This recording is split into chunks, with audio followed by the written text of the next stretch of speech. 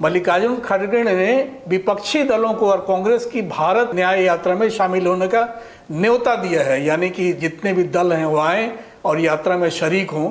ये अच्छा संदेश जा रहा है, एक तरह से और मजबूती के तरफ इशारा कर रहा है। क्या कहेंगी आप मीनू जैन जी? जी हाँ जी, ये बहुत अच्छा जेस्चर है कांग्रेस की तरफ से। उन्होंने अगर ये एक्सटेंड किया है, जैसा उन्होंने अपने ट्वीट में भी लिखा है। इसमें एक इंटरेस्टिंग बात यह है कि पिछली बार जो भारत जोड़ो यात्रा पार्ट 1 थी, उसमें जब कश्मीर पहुंच गई थी यात्रा, तो उसको न्योता दिया था कांग्रेस ने। तो तब एक या दो विपक्षी दलों को छोड़कर, I think so, Uddhav Thackeray की शिवसेना, एनसीपी और पीडीपी, दो या तीन ही शायद आरजेडी के प्रतिनिधि वहां पहुंचे थे। लेकिन 4-5 दिन पहले केसी त्यागी एक प्रेस बाइट दे रहे थे, तो उन्होंने कहा कि भाई ये सबको बुलाना चाहिए था, इंडिया गठबंधन की यात्रा होनी चाहिए थी, सभी विपक्षी दल इसके साथ चलते। तो पहली यात्रा और अब की यात्रा में फर्क ये है कि पहली यात्रा में रिलेक्टेंट था विपक्ष कांग्रेस की इस यात्रा या राहुल गांधी की इस यात्रा से जुड़ने में, लेकिन इस बार they are willing to join, कि हम भी चाहते हैं।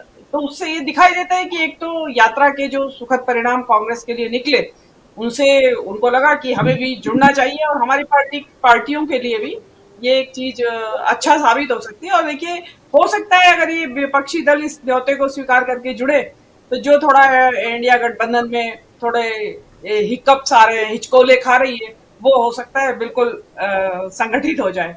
देखिए, इसमें बहुत सारी बातें जुड़ी हुई हैं। नंबर एक, तो आप अगर आसाम का ही उदाहरण लें, तो आसाम के जो मुख्यमंत्री जिस तरह की अड़ंगेबाजी कर रहे हैं, उसके पीछे एक इतिहास है।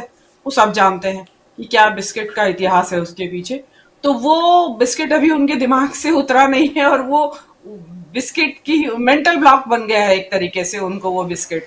तो उनके उनके सामने तो एक बहुत बढ़िया मौका आया है बदला लेने का।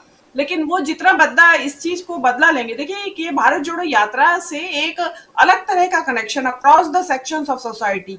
मतलब उसमें आपने देखा होगा, पिछली भारत जोड़ो यात्रा में कई संघ आरएसएस के लोगों ने भी तारीफ की उसकी। इवन अयोध्या के जो महंत थे, उन्होंने भी कहा कि यहाँ आएंगे तो हम स्वागत करेंगे। तो लोगों ने अलग अलग तरीके से उसके साथ जुड़ाव महसूस किया, और लोगों ने पसंद किया, मतलब ओवरऑल।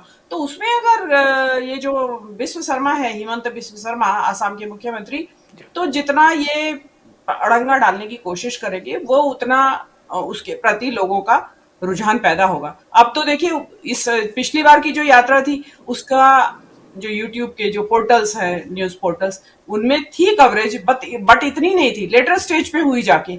लेकिन अब तो शुरू से आप देखिए, शुरू होने से पहले ही उसके ऊपर प्रोग्राम्स हो रहे हैं, तो वो फोकस रखेगी। और आप जानते हैं कि अब जो अल्टरनेटिव मीडिया है, जो ये अपना सोशल मीडिया, उसको बहुत ज्यादा देखा जा रहा है मेन स्ट्रीम मीडिया के मुकाबले।